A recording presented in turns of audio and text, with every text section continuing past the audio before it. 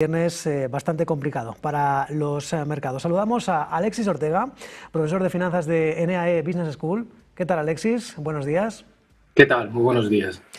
Bueno, las caídas en las bolsas, esas dudas sobre la inteligencia artificial perjudicaron a la deuda, ¿o son las dudas sobre la deuda estadounidense lo que motivó las caídas de los mercados?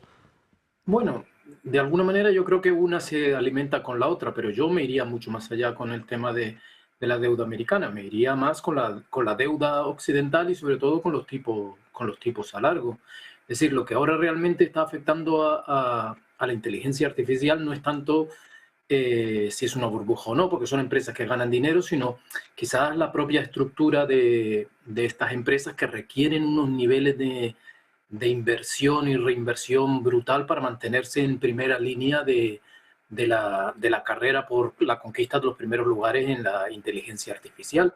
Eso hasta hace relativamente poco se estaba haciendo con unos tipos a largo relativamente bajos. No muy bajos, pero porque ya desde el 22, 23 que empezaron a subir los tipos de interés, pues entonces ya los tipos a largo han estado subiendo, pero sobre todo han subido en Japón.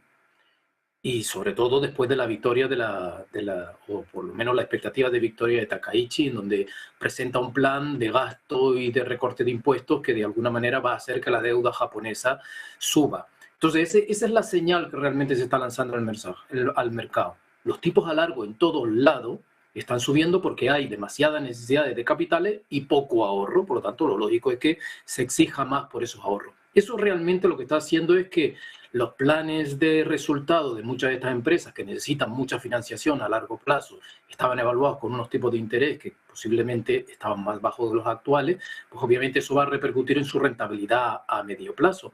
Pero el problema de esos tipos a largo ya no es solo Japón, sino que es Estados Unidos, sino que es también adicionalmente Europa. Nos encontramos con unos estados que no han controlado sus gastos, que ha habido unos bancos centrales que de alguna manera artificialmente han bajado esos tipos a largo, pero que ahora están actuando mucho menos, por lo tanto esos tipos están subiendo y eso coincide adicionalmente con una inteligencia artificial que requiere muchísima mayor inversión. En resumen, los tipos a largo están subiendo por el hecho de que se necesita más capitales y hay muy poco ahorro, con lo cual en ese entorno son los tipos a largo los que están afectando también obviamente a la rentabilidad de la inteligencia artificial. ¿Hasta qué punto la política puede generar incertidumbre? Lo hemos visto con los planes de Sana Takaichi, pero también recordemos la situación que tiene Francia con esa debilidad del primer ministro, con el endeudamiento del país, los problemas que tiene de crecimiento Alemania y la incertidumbre política, el caos en Downing Street, que se ha trasladado también a los bonos británicos. ¿Podemos descartar una crisis de bonos en Europa, Alexis? Realmente en el mercado no se puede descartar esto. Si a eso usted le mete pues las crisis francesas,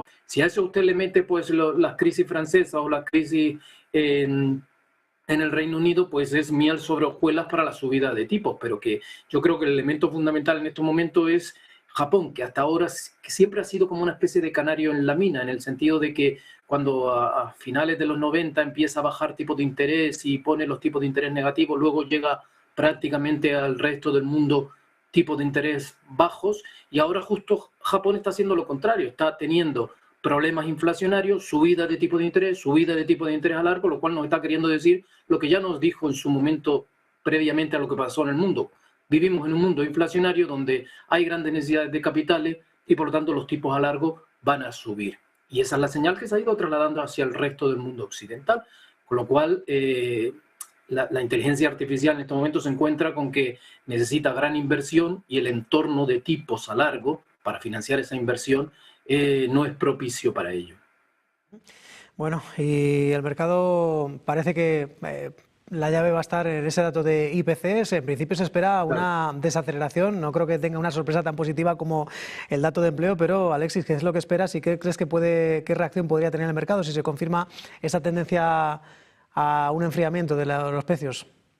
Bueno, lo lógico en estos momentos sería que aumentarían las presiones para la Reserva Federal para bajar los tipos de interés. Ahora mismo el mercado está dirimiendo si va a haber bajadas antes de que Powell se vaya o Powell se va a empeñar y dado que le queda muy poco dentro de la Reserva Federal, pues entonces prácticamente mantener los tipos y que las bajadas se produzcan a partir de mayo. Desde luego, un dato muy positivo de IPC, pero sobre todo de la subyacente. Me interesa mucho más la subyacente que cualquier otra. Una subyacente que descienda, de alguna manera aumentarían las presiones sobre Powell para tomar esa decisión antes de mayo. Si el dato es más o menos moderado, pues permitirá a Powell pues mantener R que R y generar esa tensión que viene generando con Trump desde hace prácticamente más de un año, y los tipos podrían mantenerse. Bueno, y llevamos ya más de una semana con los precios del crudo bastante estables, prácticamente 2 semanas desde que se atisbaran esas conversaciones nucleares en Omán, y de momento pues continúa por debajo de los 70 dólares el Brent, en ese margen de los 63 el West Texas. Parece que el mercado descarta temores de suministro. También hablaba la Agencia Internacional de Energía Atómica, hablando de que podría haber un superávit de algo más de 3,7 millones de barriles diarios. ¿Cómo ves el mercado del crudo? Ahí está la clave, lo acabas de decir tú directamente.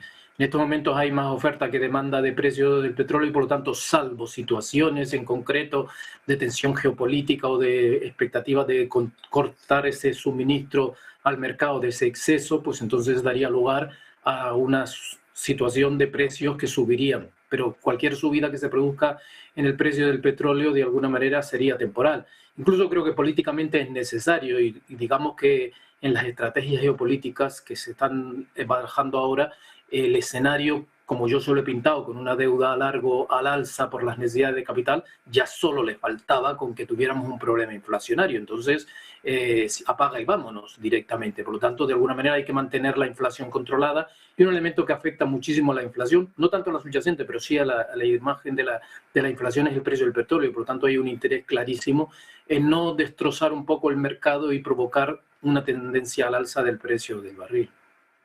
Y bueno, esa estabilidad que también pues se está trasladando al precio del oro y de la plata. ¿Cuáles son esos catalizadores? ¿Por qué esta liquidación forzosa en acciones, en criptomonedas, también en activos considerados refugio? Bueno, vivimos en un mercado en donde ha subido muchísimo. Yo me fijaría más en el oro y la plata, que ya tuvieron una situación muy positiva a lo largo del 2025 y empezaron el 2026 prácticamente con mucha parte del mercado que pensaba que se había quedado atrás y por lo tanto entró de una manera muy violenta y muy especulativa. Y ahora mismo lo que estamos viendo son, pues obviamente, es la típica volatilidad de esos momentos en donde el mercado ya tiene que intentar regularse para continuar subiendo. Yo creo que en el fondo ahora vamos a vivir una etapa de cierto grado de volatilidad hasta que prácticamente tengamos un saneamiento de todo este mercado con los nuevos que han entrado y con los que estaban. Y en el medio plazo yo creo que es claramente alcista, por lo menos el oro y la plata, sobre todo el oro, teniendo en cuenta que la situación de inflación es una situación que yo creo que está muy lejos de haberse resuelto de una manera efectiva.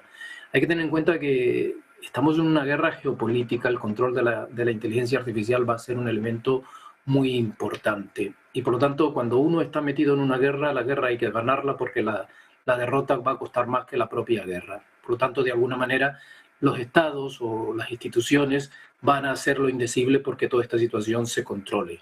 El Occidente necesita ese nivel de inversión para ganarle la batalla a China, y por lo tanto el resultado final de todo eso va a ser posiblemente nuevas políticas heterodoxas como las que venimos en este momento para calmar al mercado de tipos de interés a largo. Y eso de alguna manera va a significar presiones inflacionarias, y eso se va a trasladar a un precio del oro y de la plata al alza. Y si a eso le añadimos pues la entrada de nuevos agentes que quieren una reforma sustancial del sistema monetario mundial, añade gasolina al oro. Por lo tanto, mi idea del oro sigue siendo un oro alcista. Lo que pasa es que tendrá ahora mismo que regular esta especie de entrada tan brutal que ha habido a principios del año 2026. Siempre con el foco puesto en el largo plazo. Alexis Ortega, profesor de finanzas en EAE Business School, un placer. Buena tarde, buen día, buen fin de semana. Hasta la próxima. Gracias.